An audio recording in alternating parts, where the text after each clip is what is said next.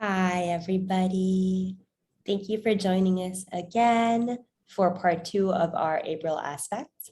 We're recording this on April 15th. And so as we speak, Lilith has just entered Cancer.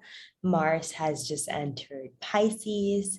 Mars is trining Lilith because they're both at 0 degrees of water signs. So if you feel like you've had enough water, sorry to break it to you, but we have more water. But fortunately, Mercury, which is the planet of our intellect and our communication and our mind, has moved into Taurus. And so Thea is going to share with us a little bit about that. We actually started speaking about it in the part one of our aspects video, but again, because of all this water, we feel like it's important to ground it all down. Actually, though, Thea, hi. Hi. Hi, everyone.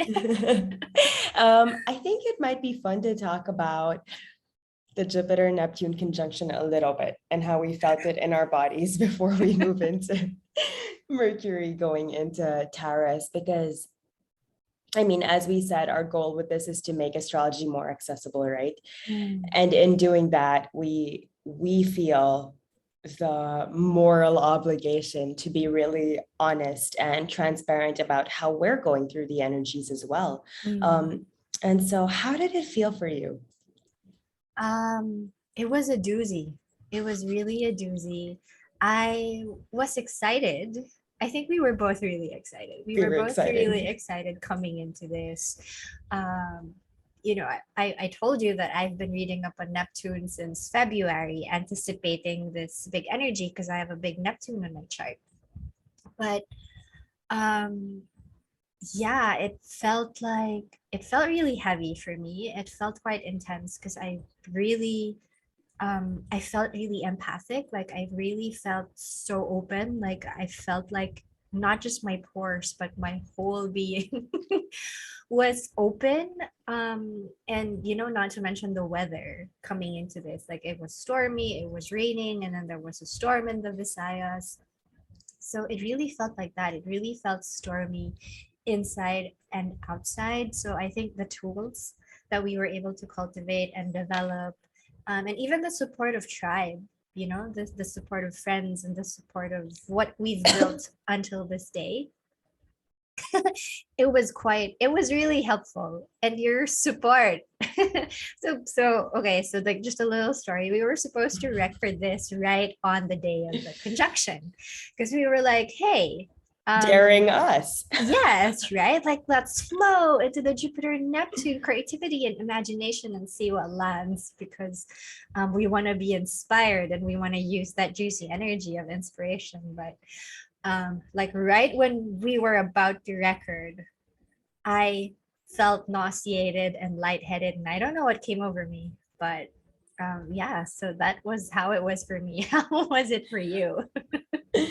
I hear you, and I'm sending love to you, and we're in this together, man.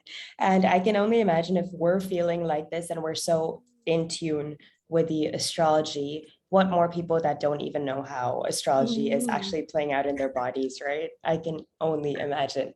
But thank you for being so vulnerable and sharing that with us. Yes, we were really trying to record, and I also didn't feel well. I woke up the day of the conjunction with a cold. Of course, it's going through my sixth house. So, of course, I woke up with something with my health being like, yo, girl, get back in check. Um, it also felt a lot like a doozy. I really wanted to create or write or just do something to make use of it because of the way we've been telling everyone, like, make use of it, make use of it. But then when your nose is runny, your head hurts, your body hurts, you're just like, I just want to escape, right? That's so Pisces. But then I refused. I was like, oh no, I should just watch a show and kind of relax. But then my like logical mind was like, how can I relax? What are you talking about? This is the conjunction that everybody's been talking about. Yeah, so then I just ended the night like journaling and writing. And then I was like, I guess it made me realize that we put so much pressure on these aspects when we know what's going on. And remember how, like, I guess it was a year ago or maybe half a year ago that we were talking about how we wouldn't really look at the aspects until after the day and until after it's happened. And we're like, oh, yeah, that's what happened. So I think I'm going to try to more of that because that makes more sense, right? You feel it in your body, you experience it, and then you connect the logical pieces instead of like when we know the aspect so well, we're like, I really wanted to be like this and like this and like this. And then it's none of the above. But yeah, I feel you with the empathy. I was so open as well. Oh my God, tears on tears on tears. And I kept trying to put words and feelings together on why I was crying. I couldn't make sense of it. I thought I was crazy. So if you have been feeling this, this is us telling you that you're not crazy. The energies really are a bit whack. And so just give yourself a little bit of compassion. And I think what Thea is about to share now will also help us all. Thea, want to go into Mercury and Taurus? Yes, it's actually a perfect segue since Mercury is in Taurus. So kind of really whooshing its way in Taurus. So let's see. I wanted to give tips depending on where Mercury is in your house. So maybe as you go through the second part of April with us, get your charts out and make sure that this is really an opportunity for you to be more aware of where these planetary energies are playing in your chart. So if Mercury in Taurus is in your first house, if you're a Taurus rising, or if you have Sun in Taurus, or if you just have Mercury in your first house, or a lot of action happening in your first house, this is you. This is an invitation for you to really think about your body, really think about what you're doing towards your identity. What steps can you, like, what strategies? This is an opportunity for you to ground these strategies and really use Mercury in Taurus. Especially Mercury is about to go retrograde by May. So I'm going to go through the houses, check out what's happening for the first two houses that I'm going to mention, because Mercury is going to go through the first house that I'm going to say, and then it's going to retrograde on the second house that I'm going to say, if that makes sense, like the consecutive houses that I'm going to mention. So first house, it's thinking about your identity, thinking about your body, thinking about ways to make your identity and your body healthier and more grounded. Second house, it's really about thinking about your resources, thinking about your values, thinking about how you can not just survive, but how you can thrive. What resources and values can you put in place for you to thrive?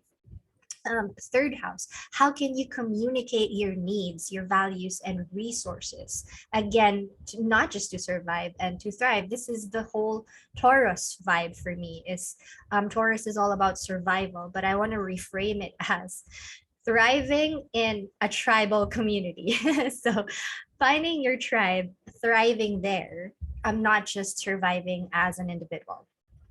So third house, communicating your needs, but also making sure that your devices are backed up. You have strategies around, your tools to communicate and share and express. Fourth house has a lot to do with the past, but also your home. So is your home base comfortable for you to be able to nourish and support yourself and you're thriving? Fifth house is all about your joy. You're expressing everything, like congregation of the first four houses. It's expressing that. What things do you really enjoy doing? Can you put more attention into that so that you can, again, thrive in it? Oops.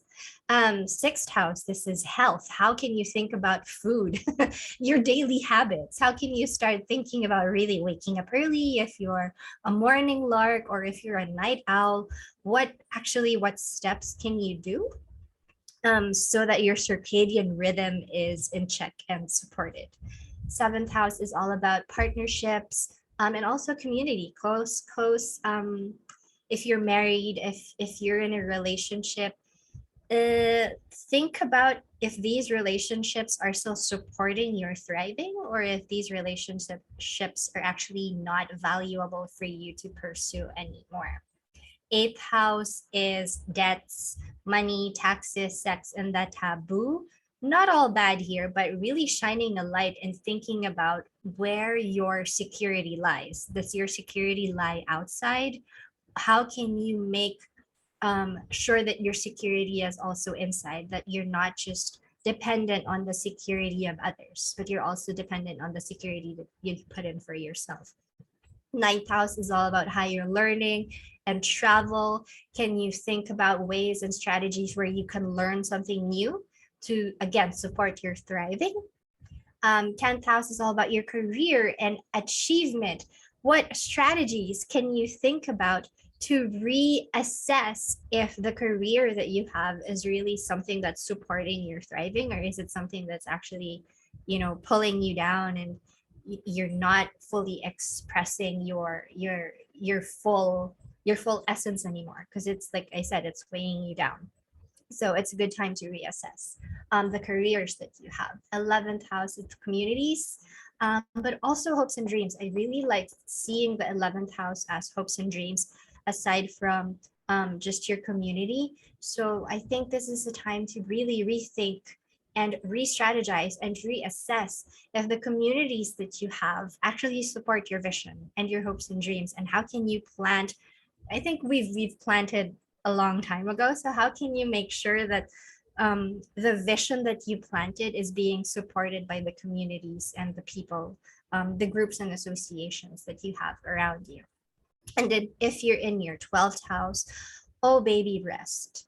How can you put in more rest time to allow yourself to think really how you can be more deliberate with your long-term goals, because 12th house is the house of endings.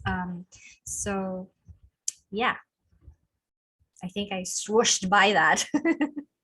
Anything you want to add? In true Mercury fashion, right? The way Mercury is moving through April is so fast. By the end of the month, Mercury will be in Gemini. So that is amazing advice. Guys, check out your chart. Go check out where Mercury is. And when Thea was saying the houses, it's basically if Mercury is traveling through that house in your chart right now. So check out where Mercury is, see what you can do, and work with this energy that she just shared with us, because we have about 15 days, give or take, to work with it. And then we have a new energy. And I think we really, really, really want to ground down everything we've gotten from Aries, from Pisces, all this energy, because once Mercury goes into Gemini, that's where Mercury lives, right? Mercury rules Gemini as well as Virgo. But as soon as Mercury goes into Gemini, it's like, boop, boop, boop, boop, boop, boop, boop. So it's like, how can you ground it all down so that when all those light bulbs are turning on, you're able to integrate it instead of be shaken up or anxious or confused or nervous, because isn't that Gemini, like the nervous system? And so it's like, how do you make sure that your nervous system is ready to handle all this energy that the planets are about to give us? And yeah, I think I'll leave it at that. So thank you for sharing that. That actually leads us into the 17th, because we already shared about the 15th in the last video. And the 17th is the full moon in Libra, which is fun because you were just talking about Mercury in Taurus, and Taurus is ruled by Venus. And we have the full moon in Libra, which is also ruled by Venus. It's going to happen at 26 degrees and 45 minutes of Libra at 2:54 a.m. Philippine time. How is this feeling for you? Probably just walk through some of the aspects for this full moon. It's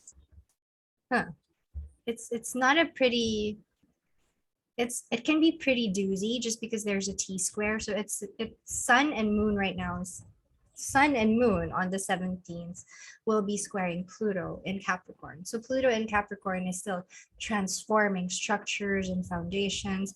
It's taking out the shadows of the collective unconscious so that a rebirth can happen. And with our luminaries shining a light, there's really shadow being exposed. And how I see Libra here is it's a mirror. Libra is a mirror, where Aries is all about our I am, our expression, our identity, ourselves, our freedom. With Libra, we are able to see a reflection of us, or at least a reflection of the shadow aspects of ourselves, especially when we see things that we don't like from other people. This is a reflection of um, our perceived ugly, if you get what I mean. So this full moon can be an opportunity for us to reframe what we perceive as ugly, because oftentimes these ugliness that we see are parts of us that we are have not integrated yet.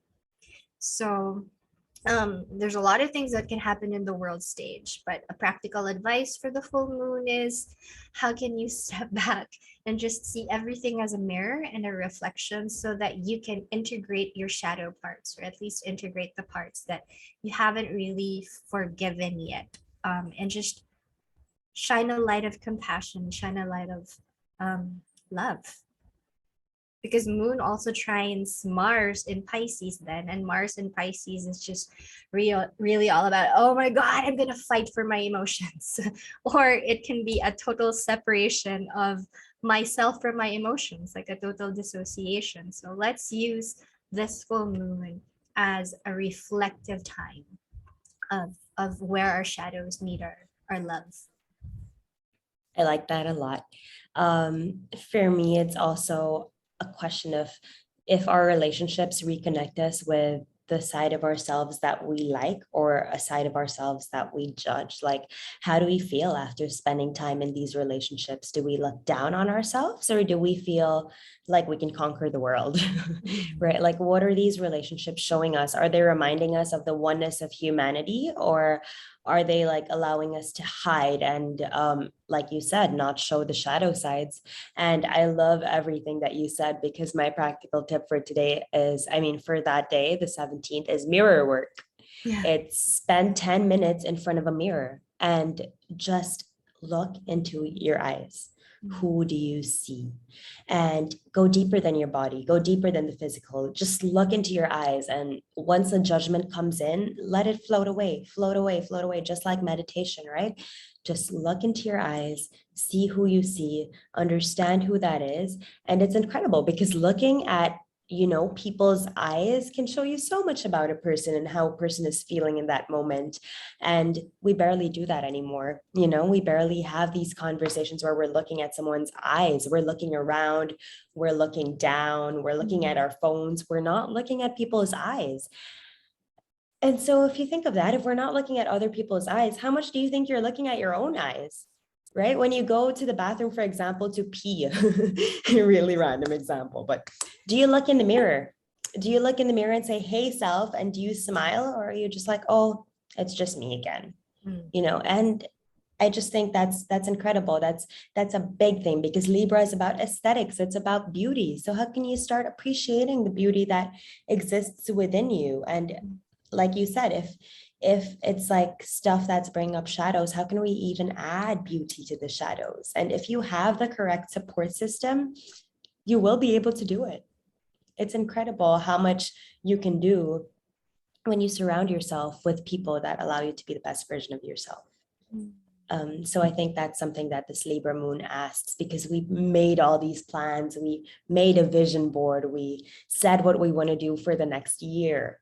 But if we don't have, number one, Mercury and Taurus, so if we don't have the values and the resources, and if we don't have full moon in Libra, if we don't have the relationships to help us get there, then really we're going to feel like lone soldiers. And there's no reason to feel that way in this day and age, even though technology sometimes makes us feel like we should. With that, let's move to the 18th. So you were saying that Sun square Pluto is on the full moon, yeah, but it exacts on the 18th, but then whether or not it's exact on the full moon, even if it's like a 5-degree orb, let's say, it's always activated.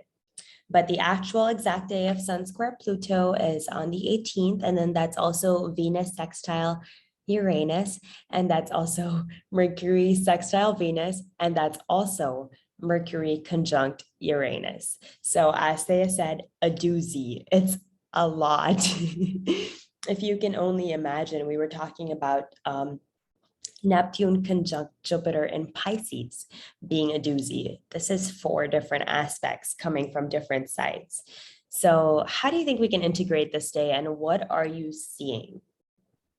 The big thing for me really, and we are actually building up into this day's energies um, from today.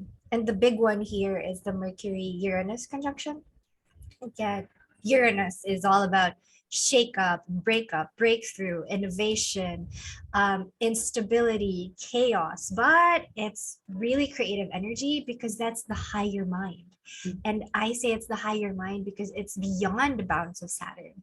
That's why it's called, like, it's revealing truth. That's why it's innovative, because it's beyond the normal truth, or like beyond the normal acceptable genius. And this is the lower mind meeting with the higher mind, sextile Venus, which is at home, who's at home in imaginative, creative Pisces. Here we are again with like, oh, this day is going to be creative and imaginative. But maybe to bring it down, because there's also Chiron in the middle. Chiron and Aries is all about our wounded identity, but it can also be triggers to like just triggers in general. So probably a practical tip from me to embody these energies is, since we did that mirror work a few days before, and that's a work that we do with ourselves, when we go out and meet the world, can we analyze the triggers that can actually make us really think? If the triggers are valuable for us to heal and shake up, stuck patterns in our belief systems, or are we allowing these triggers to just make us go reactive and go, wow, but no, I need to protect my safety and security. I need to be boundary. Da, da, da, da, da. Can you, like, because we're still in the Libra full moon culminative energy, where can you strike the balance between using these triggers to just really show you where your values are supposed to be, versus using these triggers to put up a stronger wall and stronger boundary around your securities? How about you? I like it. Very similar themes. Sorry, mosquito. Very similar themes as I have listed down. And I think I'm just going to read what I wrote per aspect, so that you summarized all of them really well together in like one little bow. But if someone wants to, let's say, understand aspect by aspect, and if you're trying to do this work by yourself and understand how to understand the astrology, I'll share this with you. So for Sun square Pluto, I have new ideas coming to head with what we've been made to believe. With tradition and with the structures that are said to have worked. Have they really worked for you, or are there adjustments that you need to be able to make so that you can own your power? Because the time for transformation is here, right? That's Aries and Capricorn, systems and structures that want to keep fighting, and Aries being like, no, I own this. Like, this is my life. This is my power. I'm going to do what I want. And then Venus sextile Uranus, I see that as ethereal love and beauty being driven by earthly breakthroughs and ways that only nature can show us. And my inquiry here is, how much has to take place within the earth for us to realize that the earth's happiness is our happiness, and that the earth's suffering is our suffering, because we seem to forget that again and again. And then Mercury sextile Venus and Mercury conjunct Uranus, I have, how do you communicate with the earth? Do you spend time outside to listen to her whispers, or do you only really hear what the earth is saying when there are big calamities? how can you build a stronger relationship with the earth so that you're more easily able to align yourself with her rhythms? Doing so has the potential of showing us how truly beautiful this life is, how much creativity. I wrote how, so I actually ended up saying how. Welcome to my brain. How much creativity actually exists within us, and it may actually give us a more reliable structure than those passed on to us by Capricorn. And so, how can we use this time that we spend in the earth to remind us of what exists within us instead of going after these structures and systems that have been given to us over and over and over again, but they just don't work? So, how can we use this Mercury and Uranus to be like, aha, they don't work. They don't work. Now what? Right? It's not just they don't work and then, oh no, now I'm in the mud. I don't know what to do. It's they don't work. Okay, what's going to work for me? Because we're not here to be subject to what works and doesn't work for us. We're here to create things that work for us. And so my practical tip for this day is, how do you communicate with the earth? Do you spend time outside? Do you go earthing? Do you listen to the animals? Do you flow like the river and sing like wind chimes? Do you grow like the trees and blaze like a flame? A practical tip is journal about any breakthrough ideas that you may have that have seemingly come out of nowhere, because it's coming from somewhere and it is coming from Uranus, and Uranus ideas are ideas that you want to work on. And also watch your dream space for signs and signals. If you're a big dreamer, note down your dreams. I know a lot of people tell me, oh my God, last night I had this really cool dream, etc, etc. And I'm like, oh yeah, did you do anything about it, or did you write it down? And they're like, no. And then I'm like, oh no, I wish I could remember my dreams like that, because if I remembered it when I woke up, I would write it down immediately, but I never remember my dreams. How do you feel about your dream space recently? Oof. I tell you a lot about my dreams. I have really, really vivid, crazy dreams. But recently, until actually last night, I have not been dreaming. Like the week of the bleeding into the conjunction, I have Of not course. been dreaming. And then last night, I dreamt. I really remember everything that happened in that dream, but like Karina said, write it down. So I have my book of shadows right beside my bed. So the first thing when I wake up, I really try to write it down without making so much sense. I write it down, and then usually what I do is, um, bibliomancy, the practice of bibliomancy, where you try to flip a random page from a book. Mm. I do that with my dream journal. And oftentimes when I go back to a date and a particular dream, it's like, now it makes sense. Because when you write it down and you try to think about it, like with your logical mind, it's like, what is my psyche trying to tell me with all these symbols? It's not making sense. But when you're out of the energy and you're looking at it with fresh eyes from a different perspective, or at least from the outside, out of the box, Uranus, right? Then it makes sense. So hopefully you get to try that exercise and see if that works for you. Mm. And that's a big note, right? Again, from Mercury in Taurus, your logical mind doesn't need to understand if your body has gone through this experience. And this is not only about dreams anymore, it's about anything that happens to you. If your body goes through it, if you allow your body to sit through it, if you allow your body to disintegrate what's going on, it will do it for you. If you force your logical mind to do it, what's going to happen is most likely our ego is going to come into play and keep us safe. And then we don't understand what's going on because, again, we're trying to analyze it logically. But Mercury in Taurus is saying, come back to your body. And so for me, a little personal note was how I understood that was when I was sick. On the day of the conjunction, I realized it's my body communicating to me, telling me, yo, you're not working at your top shape. What's happening? Why aren't you keeping up with your routines? Why aren't you keeping up with your health?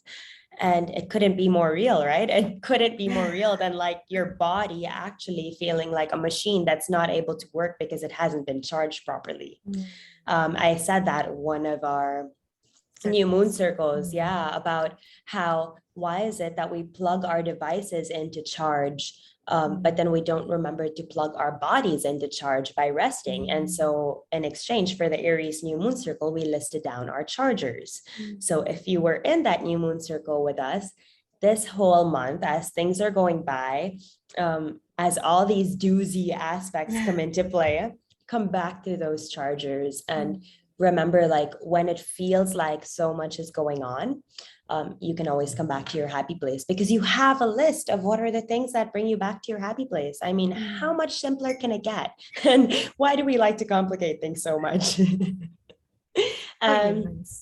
Seriously, which actually perfectly leads us into Sun enters Taurus, humans, on 4/20. Thea, how perfect is this day for the Sun entering Taurus? Oh my gosh. Yeah, Miss Doris Moon, please let us know. How do you feel? How are you feeling into this ingress? I'm so excited. I'm so excited, but I'm actually also a little bit nervous. I'm going to be honest with you because I have my moon in Taurus and all this Uranus, Mercury, everything going on in Taurus in my 8th house is, I think, really interesting because I've never been one to dig deep into shadows. Yes, I've been one to dig deep into depths, but shadows, like, I'm afraid of the dark, you guys. A lot of times I'm like, oh my God, what's around? But then I know that I'm just projecting my own fears into the dark.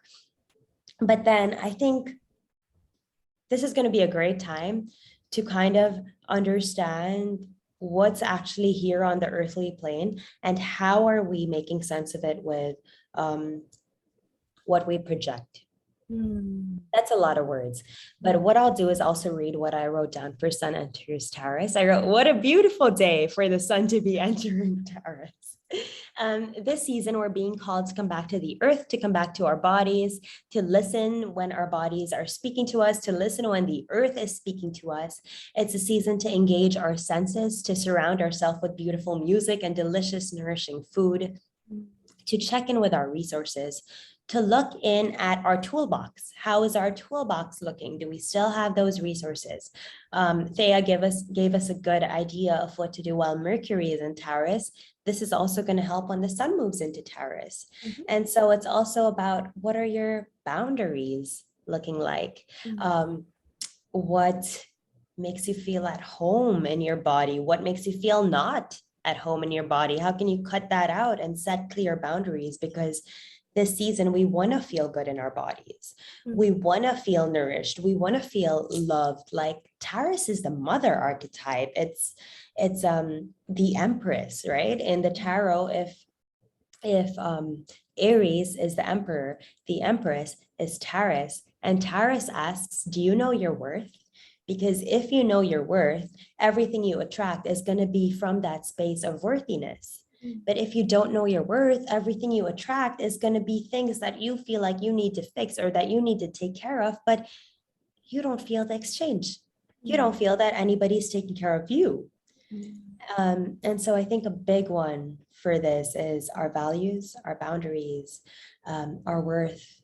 What do we know that we're worth? Not even what do we think we're worth, what do we know that we're worth? And you can get a good note from this, a good note about this from the mirror work that we did on the Libra full moon. So after that mirror work, please journal what you see, journal what has come to you. Because once the sun enters Taurus, because they're both Venusian, it's going to give you a good idea of where really are these shadows that you're trying to hide, and how can you use this 3D world instead of hiding your shadows to bring them out in a way that's beautiful and in a way that will help more earthlings and more humans. Yes, I spoke a lot about that. What do you feel? The same. Absolutely beautiful. I think I shared in our Discord that, because this is Holy Week, so we're recording this in Holy Week, resurrecting, not just glamorizing the light, but actually resurrecting with both the light and the dark, because it's in the shadow. When the shadow is cast, it's in the shadow where work as earthlings actually lie. So if we're just focusing on the light, I mean, we're still bypassing the dark, yeah? And it's really all about weaving both the light and the shadow and the dark. It's not just choosing any. It's both and. It's the multidimensionality that makes us us. And the sun entering Taurus is so I really feel like this is a shakeup of everything that's stagnant with all the Pluto action that we've been having since November last year. And we're right in the eclipse portal. But with sun entering Taurus, this is like, hello, portal to change is literally open. Because in May, and we're gonna talk more about this in May, we have actually on the 1st of May, we have a solar eclipse in Taurus. And eclipses are quantum leaps to change. This is like a portal to like the next 6 months. It's going to feel like a time warp. Here we are again with warps and doozy energies and like a swirling star of just like everything in the like everything. And we're here to tell you guys that we still have a lot of planets in water. Mars just entered Pisces, so it's in early degrees of Pisces. We have Venus in Pisces, Jupiter and Neptune are still together in Pisces, and now we have a conglomeration of planets in Earth. So that's Earth and water. And what did we talk about in our aspect video? Earth and water is clay, but it's up to us to make sure that our clay is not too wet and gooey, but it's just it has form and structure. I mean, Sun square Pluto, the days prior, that it has that structure so that we can reform it and mold it in a way that is valuable to us, that is an expression of our imagination, of our creativity, and our unique genius. This is it. This is earth and water for you. And it's up to you as the artist and creator of your mold to make sure that it has long-term stability. That's also Taurus. I love that. And as you were saying that, I'm like, how can we make sure that it's clay and not mud? Right? Because it can be mud. And Taurus, oh man, Taurus. So again, I was sick the other day, right? And I have 2 fixed signs as my big 3. So I have Leo, Taurus, Libra. 2 fixed, which means kind of stubborn, maybe very stubborn. So my husband Nabs was telling me to take a medicine or whatever. And I was like, no, I don't want medicine. No, he's like, but you look like a zombie. I'm like, yeah, but I don't like paracetamol. I don't like pharmaceutical drugs. I don't want to take a medicine. He's like, you know what? You're the most stubborn, sick person I've ever met in my life. And I'm like, yes. Yep. And I share this because this is Taurus energy. It's stuck. It doesn't want to move. It doesn't want to come out of its comfort zone. And so how can you lure yourself into coming out of the comfort zone? And when you're out of the comfort zone, yes, you do have to face the shadows, right? But because again, it's the 3D, there is also beauty. And so, yeah, how can we gift ourselves for facing the shadow with the beauty that we get to experience in the 3D world? I'm going to share something with you and it's going to blow your freaking mind, but give me a second before I do that. I'm going to share practical tips. So my practical tips for the sun in Taurus. So this is the whole time that the sun is in Taurus. Journal every day this season. Good time to journal because you're getting what's in your mind out on paper so that you're actually able to materialize it. Work on your accounting. Taurus is accounting and resources and money. And so how can you kind of work on your accounting, see what your value is financially, and make sure that you're not making your financial value also affect your worthiness as a human? Because we do that, right? We link our money to how much we're worth or to what we're worth. And we're being taught that that's not really the way to do it anymore. That's such an old way of thinking about it. And so how do we work on our accounting so that we know that our accounting is not us and we are not our accounting? Because until we do that, it's like all intermingled in our brain. And then journal about your practices that allow you to get back in your body when anything around feels too chaotic. I want you to do this through while the sun is in Taurus, so that when the sun moves into Gemini, again, we have some structure and we're able to kind of keep it down. Align with plant medicine. Whatever plant medicine works for you, plant medicine is such a gift and really allows us to integrate the 3D in a way that's just so holy, if that makes sense. Because the 3D can be such a mix-up. But then again, there are so many gifts like plant medicine, and that can be herbs, that can be cacao, that can be weed if you smoke, that can be tobacco, that can be something called rape I've heard of that help people go through their journey. So that could be anything it is for you. And don't feel judged. Just do it as you need, but don't overdo it, because again, all these energies, like everything in Pisces, is asking us overdo, keep doing. So how can you know where your boundaries are and where to stop? And then notice when you get too comfortable and unmovable this season, both physically and with your thoughts, because like I said, stubborn likes to get stuck in mud. And as they already showed in the beginning of this video, if you haven't pulled out your chart yet, pull it out right now and see where Taurus is in your chart. Now, Thea, are you ready to have your mind blown? I pulled three cards while you were talking. Are you ready? Are you ready? Yeah. Are you ready? Yes. Oh, of course.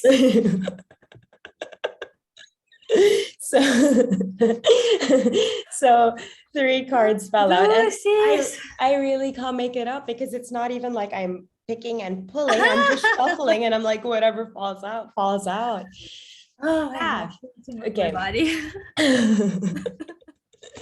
So I pulled these for the sun entering Taurus, and the messages are, okay, for this one, I feel like it's like, how are you making things feel too stuck when they don't need to be stuck? 4 is about foundations. So it's understanding that you do have the foundations, but are you hanging on to these foundations or to these material things thinking that you're never going to get anything back if you let go of them?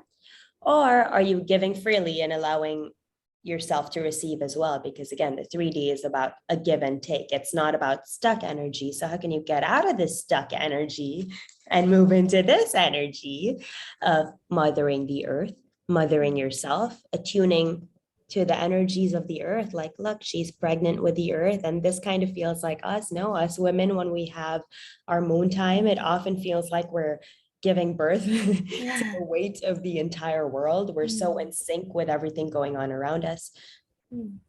And so also a question is, how can you, what's the word? Declutter? How can you, what's the word I'm looking for? Segregate. How can you segregate what's your own versus what's collective? What's from the collective, right? Because we said that conjunction day, we were feeling so empathetic about everything that's going on in the country, in the world, in the collective. And so how can we pull those like hordes out and remember, okay, this is yours, this is yours, this is yours, this is yours. Okay, this is mine. How can I mother what's mine? And remember that your heart always knows, because again, logical mind being like, yo, listen to me, listen to this, listen to that, listen to this. But when you're blindfolded, you know that your heart is actually where the true answer lies. This Aries energy showing you your inner intuition is really what can give you the answer. And if anything, this Empress energy is like, it's in you. It's in you. Yeah, I'm still kind of mind blown. I can't believe this fell out. What the heck, you guys? Every freaking time, every time I have to move because like it's I can't. I feel listless. I need to move energy. When I when you were showing the cards, I could feel my whole body vibrating and I could feel my womb I could feel my womb vibrating crazy and my armpits are red, which is always a good sign. But I love how Oops. She flew. Um, and her tummy is the earth, Mm, but swimming away from mm, her shoulders are fishies. So it's like, how can you let go of the weight of the world and all this water and all this empathy and all this energy and all this creativity, but also all this like water? How can you allow it to kind of flow out so mm, that this season you're able to focus on what the earth needs? Not only what you need, but what the earth needs. So, like we were saying, you can get more in tune with the rhythms rather than only feeling stuff when calamities hit, rather than only feeling the earth when there's an earthquake. Like, how sad is that? We can be making so much beautiful use of the earth, but we're only feeling it when there's an earthquake, and then we're like, ah, the world is over. yeah. um, yeah, Which is the energy of Sun entering Taurus and meeting Uranus, which isn't going to happen in the next 13 days, but this is the energy that we're building up to. And we had a Saturn Uranus square that's still in orb, and it's going to exact again in October. So this can be a big day for the earth, for potential calamities. I'm not saying anything, but I'm saying potential calamities. But Uranus is really all about eruptions. And in the earth, it's really about shakeups.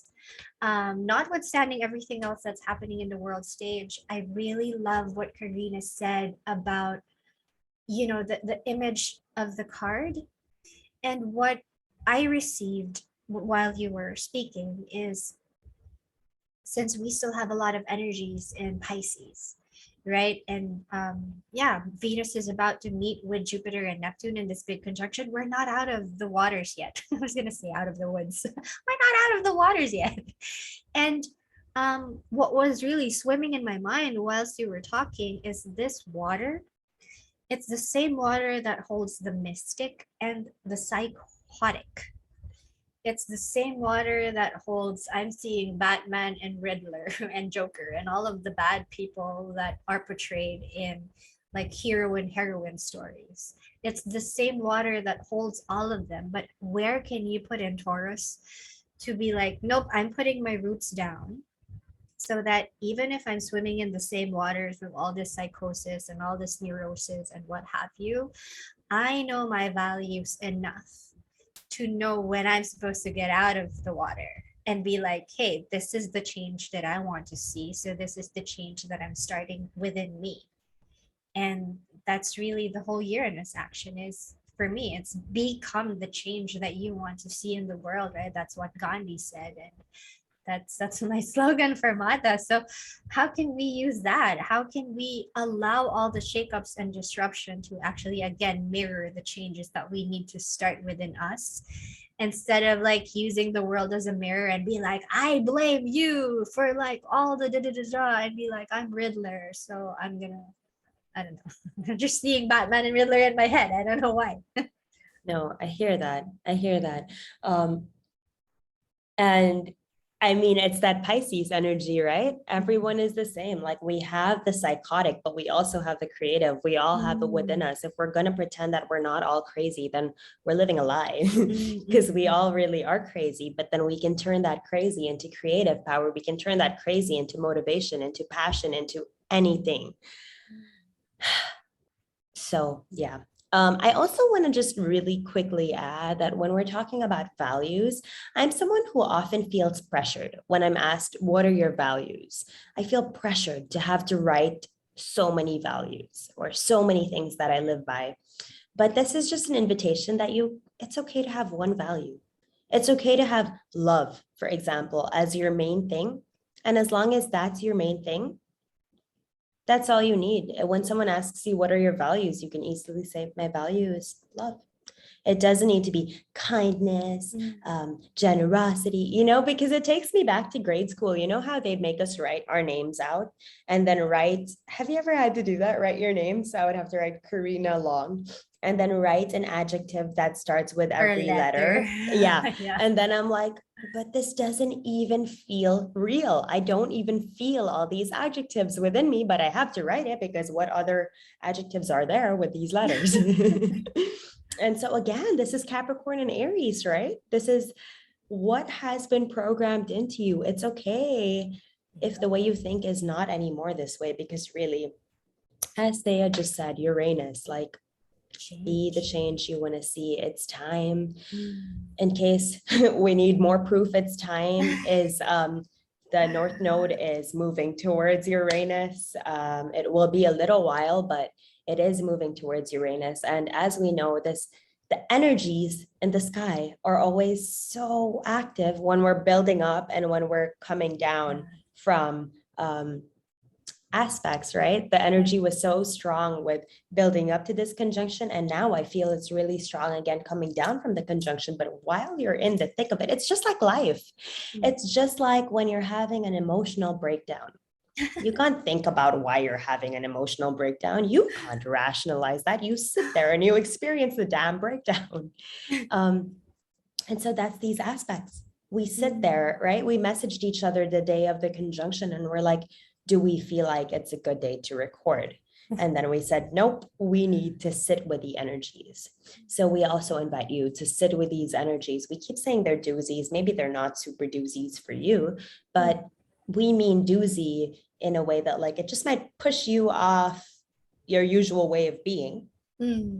But what are you going to do then? Again, then what?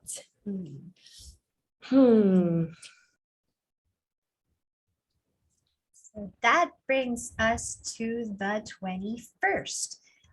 In our new moon circle, this was an energy that I started talking about, we started sharing, because this is Saturn squaring the nodes. And this is a big energetic theme for this whole year. Saturn, the planet of structure in Aquarius, that rules technology, that rules communities, that also rules our hopes and dreams, because Aquarius rules the 11th house.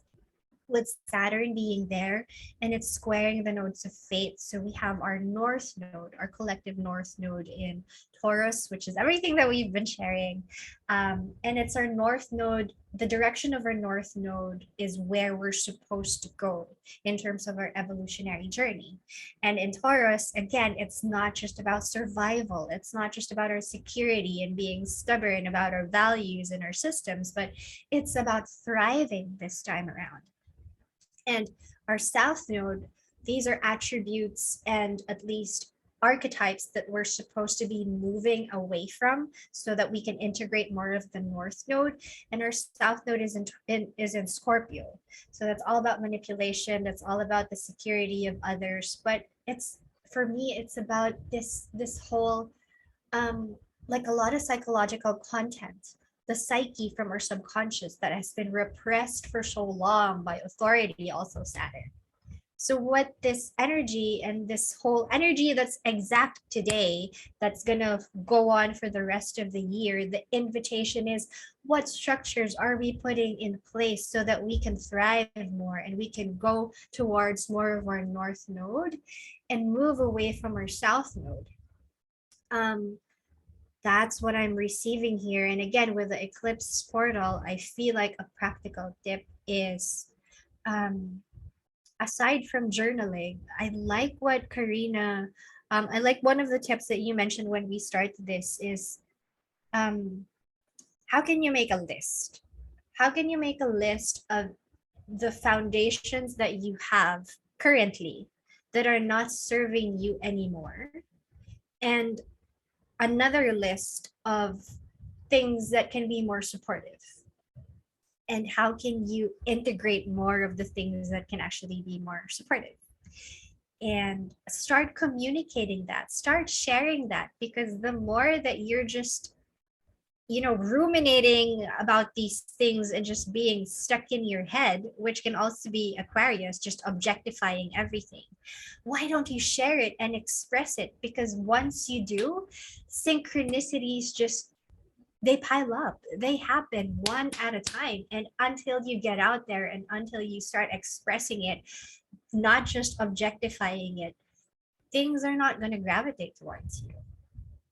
So yeah. I love that. So I picked cards again because this is a big day, right? Saturn square the nodes. We've been talking about this for a long time.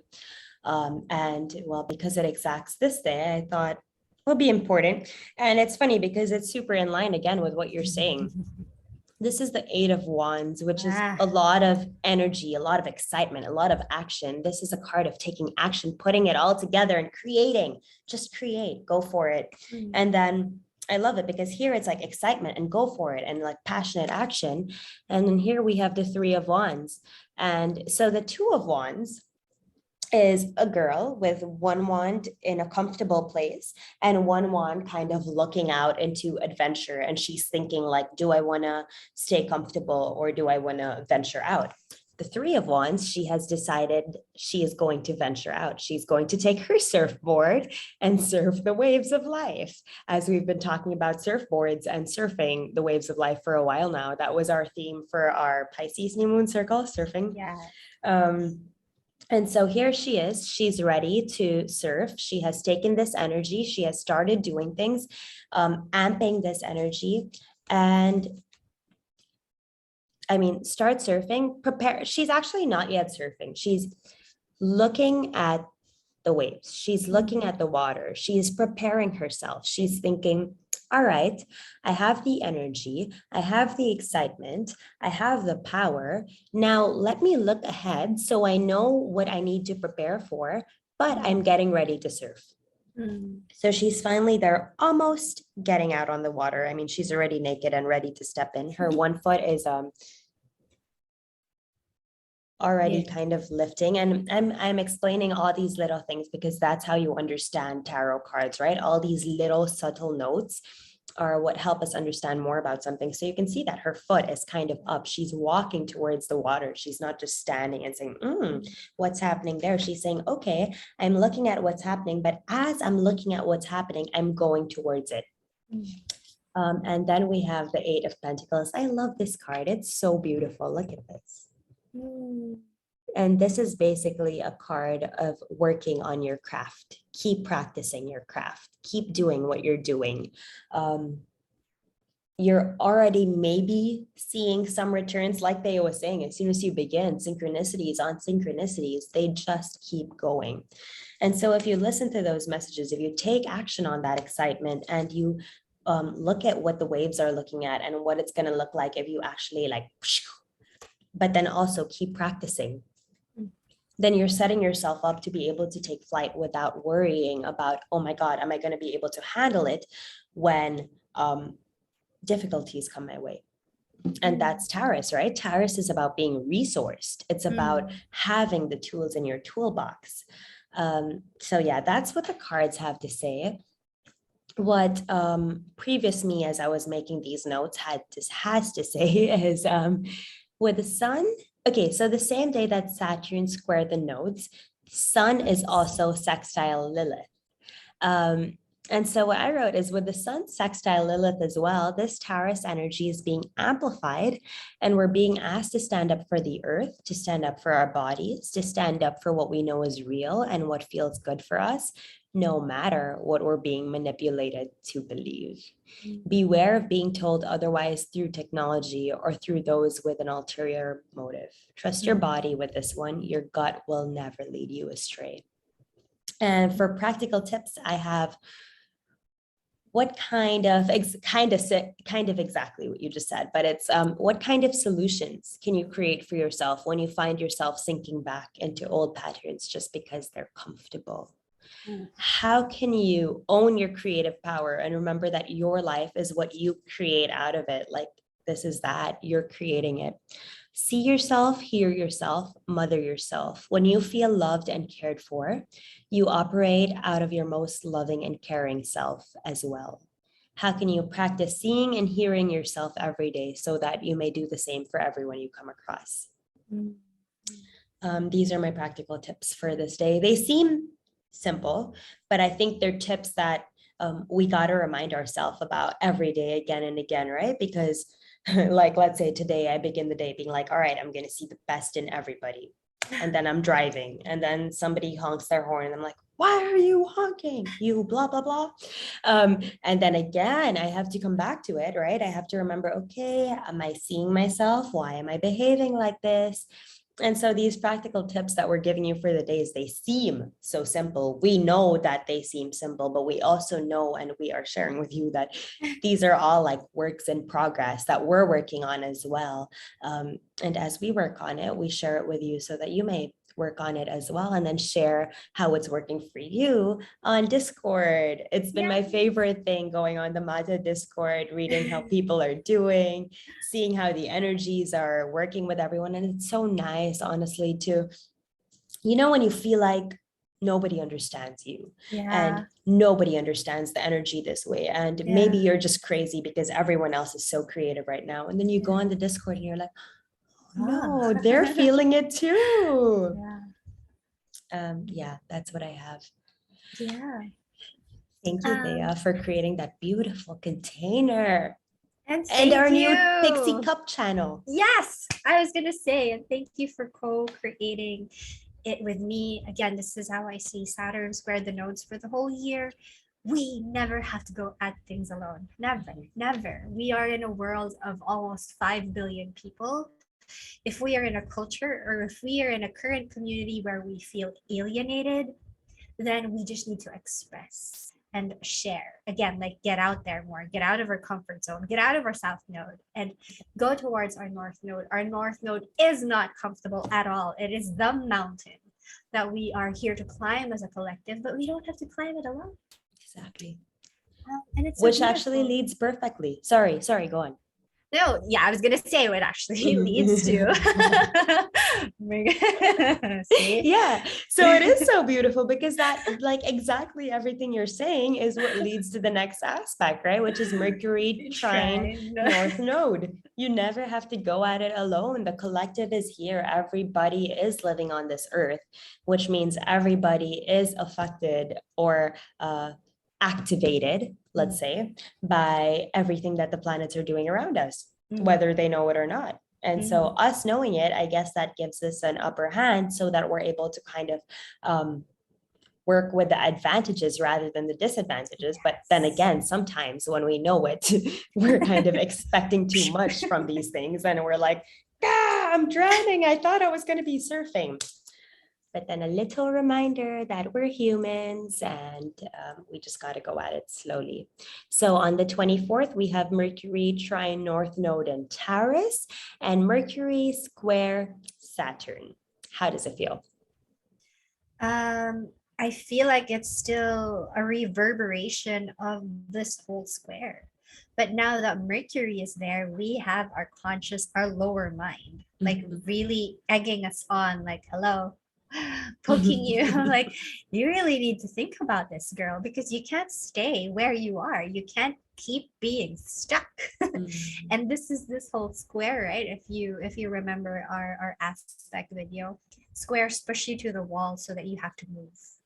So how can you move? What frustrations are you experiencing? What tensions are being mirrored back at you so that you have to move? This is a perfect opportunity for you to really think about it. And not just an opportunity. I don't think we have any other choice this day, but to really think about it. How about you? I I hear you, and it's very similar. And I also wonder, like, how are we communicating our purpose with the collective? Because it's a collective purpose, right? How are we sharing about our purpose? But then again, are we just speaking about it, or are we embodying it? Because through Tarot season, there are going to be so many words that we're going to want to share about what we're doing. Well, maybe not so much in Tarot season, maybe more in Gemini season, but we're kind of getting back in our body. So we kind of understand more what we're doing on a physical sense.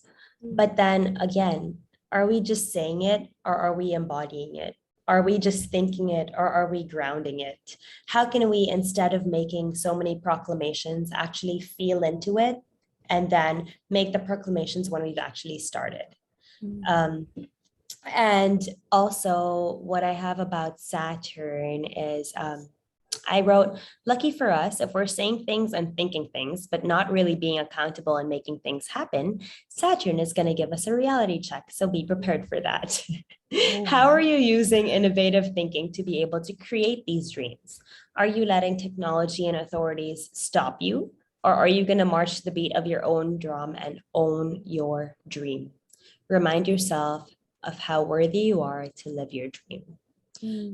For my practical tip, actually, this one's interesting. I'm surprised I wrote this. If you were to dream up the most ideal earth for you to exist in 10 years, what will it look like? Write it in present tense and end it with, and so it is. So we're basically creating our new earth with this one. Beautiful. New Uranus, Earth, Taurus. New Exactly. Earth. Ah, actually, this is Mercury conjunct North Node, not trine North Node. Oh yeah, yeah, that's true. Yeah. So what I'm seeing, I wanted to share because this is loud. I don't know, at least it's loud in my reality. A lot of people are talking about EMFs and technology. A lot of people are talking about how their phones are siphoning their energy and their attention and they want to get out of it. There's so much radiation, like the downside of technology, da da da da da. That's also Saturn, right? The feelings of constriction and limitation that's being given to you by technology, or not just technology, but society and your community in general. But what I'm seeing with this square is, like Irina said, this is really, and the gift of Saturn here is because of these limitations and constrictions, we are given an opportunity to innovate and be creative and actually come up with ways to lift ourselves out of the constrictions and limitations, which is so square all of this Uranus, Taurus, Mercury action. So instead of using these radiations and technological da da da da da to dampen and constrict our mood, how can we actually use it to lift our creativity and get ourselves out there, which is still North Node. And whether we like it or not, these advancements in technology are part of it. And whatever happens with AI and robotics and what have you, it's part of our collective evolution. And so the more we put in our energy towards things that we don't like and why we don't like these things, then the more we may feel that energy of siphoning and lack and constriction. But if we try, and I say this with so much grain of salt because I'm guilty of this every day, but when we actually try and open our vistas to be like, okay, so I feel limited, what can I do? Because there is no lack, there is just abundance, but I feel lack. So what can I do to feel the opposite, which is abundance, right? How can you give yourself proof of the opposite? Is an exercise that a cognitive behavioral exercise that I really like doing. If you find a truth that you've been living but you don't like it anymore, how can you give yourself proof of the opposite? So perhaps that's something that you can try for the next couple of days too. I love that practice. I think it's a really good idea, and I think I'm going to start doing that. Also, we'll work with this more in Gemini season. Yeah, because as you were talking, it just kept bringing back, there are always two sides to a coin. There are always two sides to a coin. There are always two sides to a coin. And not even only two sides anymore. Come on, we're not even using coins. We're using crypto. Yep. How many sides are there to There are that? no sides. It's a circle. Exactly. So yeah, we'll work with this energy more once Gemini season comes along, but that's a beautiful tip. Thank you for sharing that with us.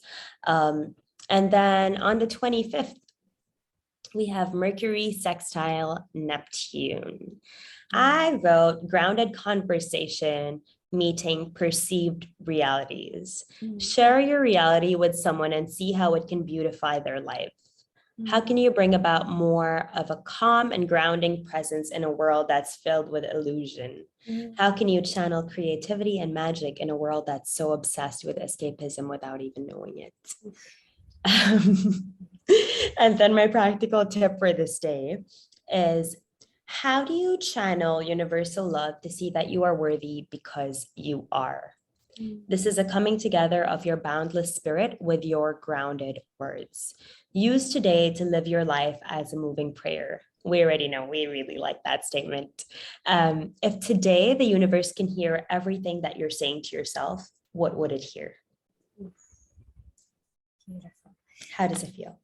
I actually feel I can congregate all this North Node Venus energies, but please, can I give you the floor to give us your practical tips for each aspect until probably the 30th?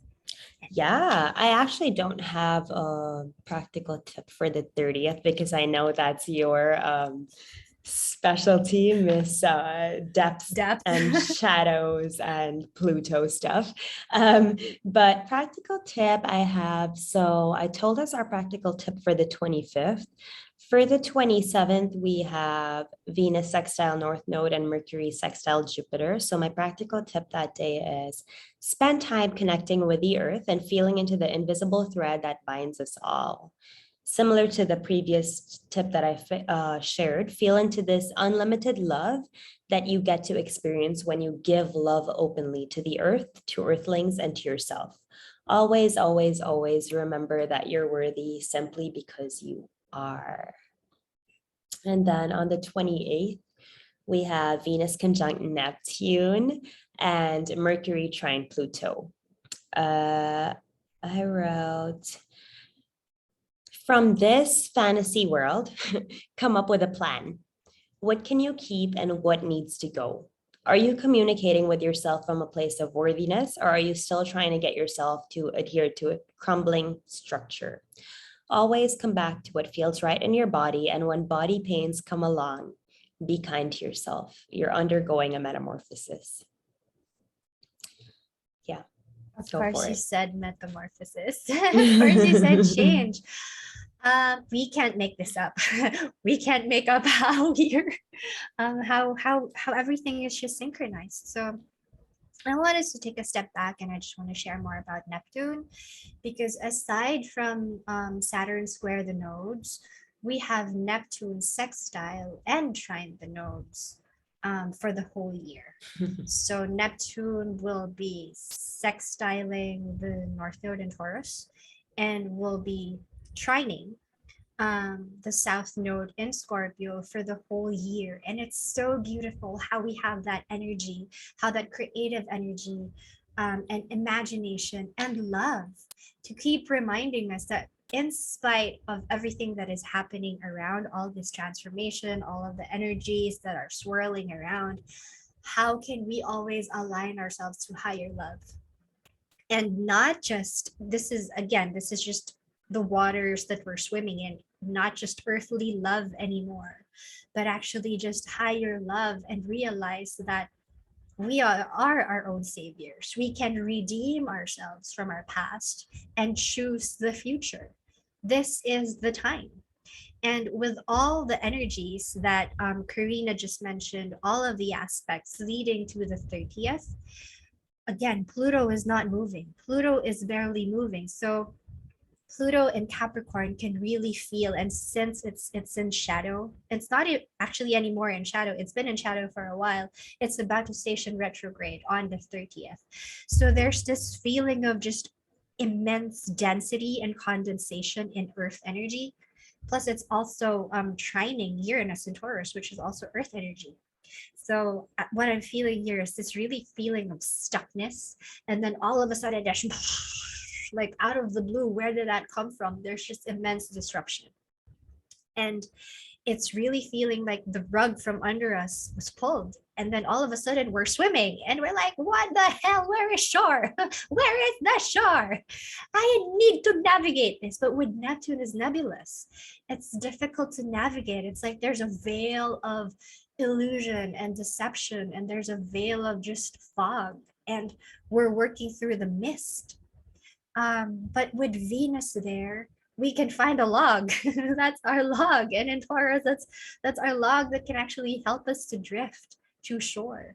But the thing is, the more that we fight against the current and try to be like, no, I need to find logic here, and be like, oh, the current's going this way, like da da da da da, and like apply some sense of, I don't know, apply logic instead of feeling into the current and flowing in it with it and going with it, the more the past might actually suck us back into its depth. And what I'm trying to say here is don't swim, try to float. Because the more that we try to swim and be like, I'm gonna breaststroke my way out of this storm, you're gonna be exhausted, man. Because with all this Neptune energy, not a lot of information can still be clear. And with Neptune about to station, as we go in the eclipse portal, Mercury stationing is also like just haze and fog. So if we are forcing to clarify things, if we are forcing to apply logic, it's just sucking us back to the past.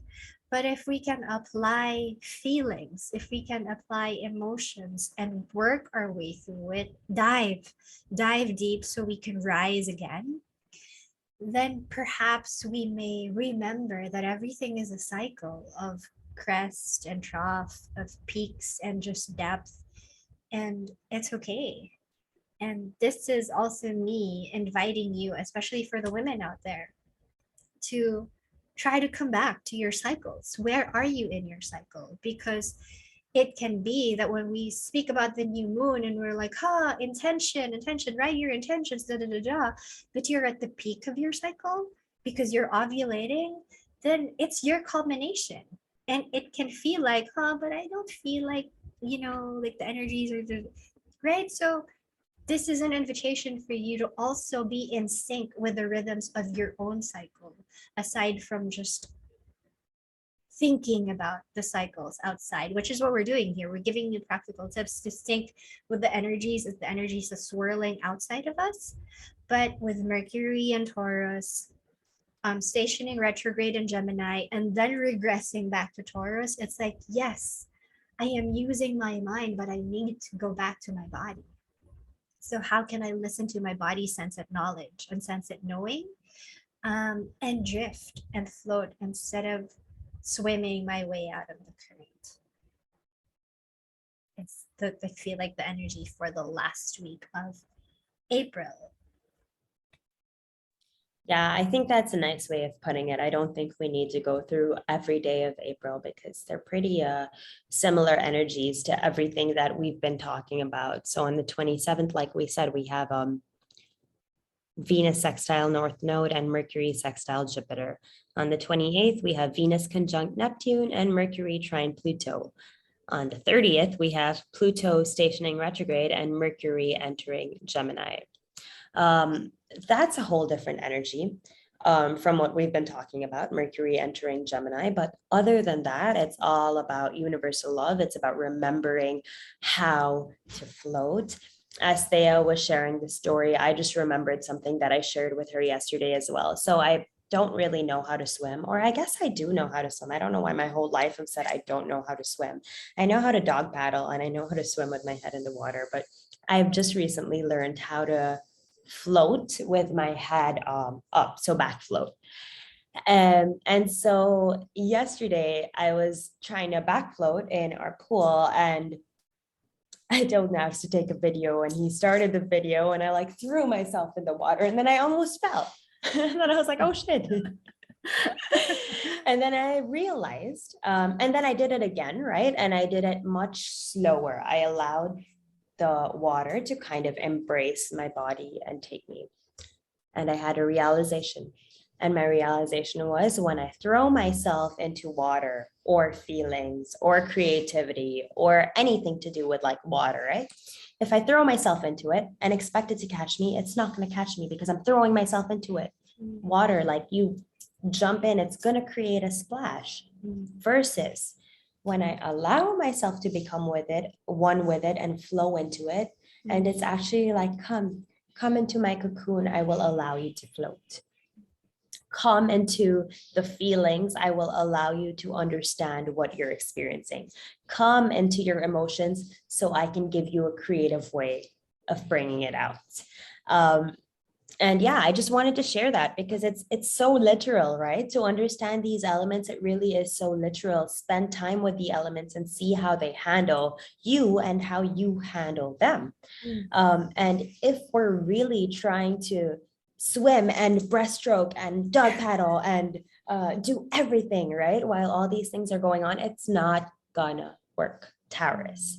Taurus is asking us, mother yourself, see yourself, understand that you need to swim, but you're not going to swim immediately because first you need to understand how the water can carry you, right? Because it's not just like, okay, hi water, I'm here, embrace me. It's hi water, let's create a relationship with each other. And now I'm going to trust you to hold me to the other side.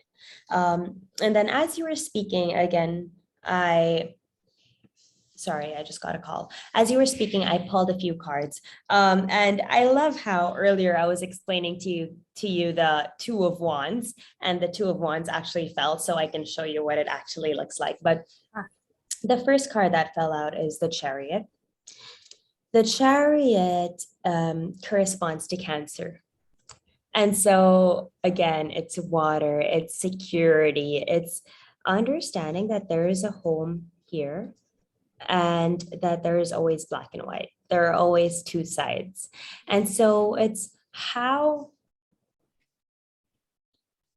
are you feeling in your home? Do you often feel like, to me, okay, this is just my interpretation of this card right now. It's how are you feeling in your home? And do you often feel like you need to get out of your home? How are you feeling within your shell? Do you often feel like you need to escape your shell? Or are you allowing yourself to stay inside your shell and experience both sides of the story? Because a lot of times when we don't want to experience one side or the other, when we don't want to experience the shadows because we feel like we deserve more happiness, or we don't want to experience the happiness because we feel like we deserve to rot, then we're not comfortable in our body and we're not comfortable in our skin. And I think it's so beautiful that this fell out with Lilith and Cancer as well. It's asking, how are you owning your power? How are you steering your own chariot? How are you understanding that although there is good and bad, there is always a path. There is always a forward moving path. And so even though there is good and bad, it doesn't mean we need to get stuck in these, but it's understanding them, integrating them, and moving forward with them. And then we have this Two of Wands that I was explaining. So this is like the one that's comfortable and leaning against wall that's inside her house. And this is the one that's leaning outside towards the water that she had already gone to surf in the last messages and the last cards that we saw, right? And here is adventure. And so maybe you already decided a few weeks ago that, okay, you're going to go for it. You're going to embrace this potential. You're going to embrace the energy. You're going to forward moving momentum, all of that. But then now, again, because Pluto is stationing retrograde, you're back. You're back questioning what's happening. Did I really undergo a metamorphosis? Am I really thinking differently? Or am I sinking back into what I used to think? Have a look. This is asking you to have a look.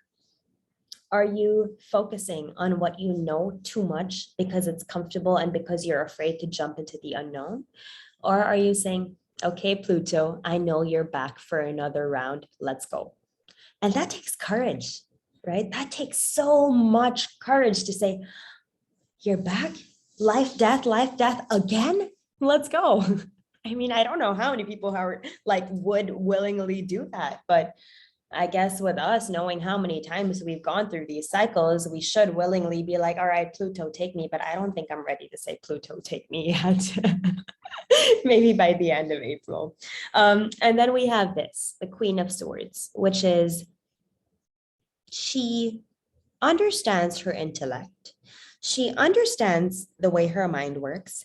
She understands to communicate with animals and understand the signs.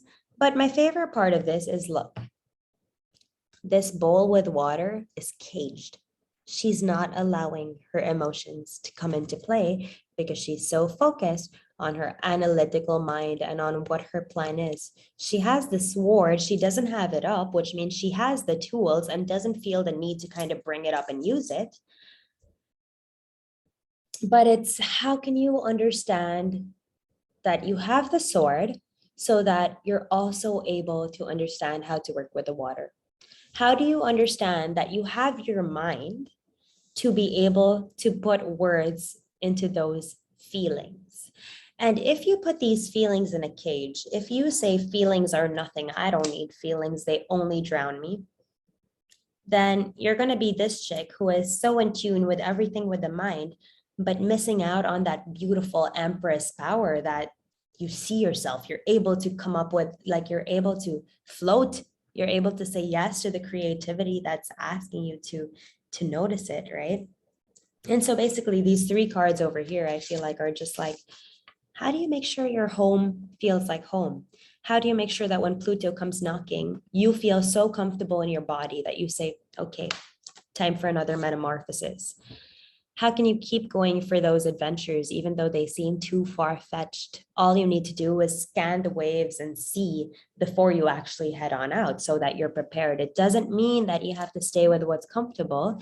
It means that you know what's comfortable, you know what's uncomfortable, you know you've decided to take the uncomfortable route, but you've done your studying of the future scenery. And then use your mind wisely, but remember, you have emotions for a reason. And it's not to just cage it and make sure nobody's ever able to feel it. Instead, it's so that you're able to share your magic with the world. So what's your magic? That last sentence is just everything. All of this is happening so that we can share our magic with the world. So this is an opportunity for you to really remember and think about your magic. I love how all those girls are actually looking out. They're not venturing forward yet. They are looking out and they are reassessing, right? This is all this retrograde eclipse action. It's review, reassess, remember. Remember is putting back together again all those disparate parts. So, I think I want to end this with your last sentence. They're also all looking the same way, by the way. Oof. So get your focus together, I want to say. My last sentence is probably, remember that focus that you set in Aries in the beginning of Aries season, because my inquiry then was, what's your focus? Know your focus. And so my last sentence for this one is, how can you now embody your focus?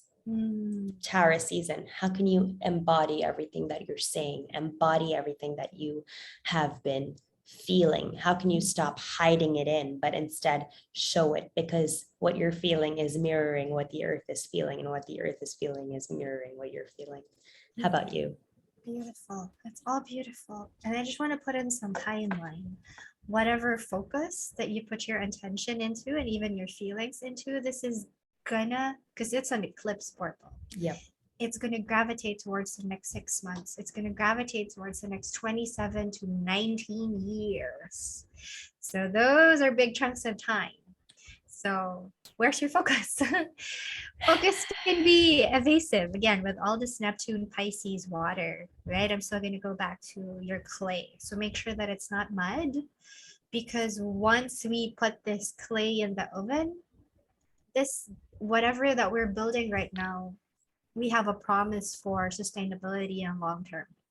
So think 6 months, 27 months, even 18, 19 years, because these are the eclipse families. So yeah, we're in for a very interesting May.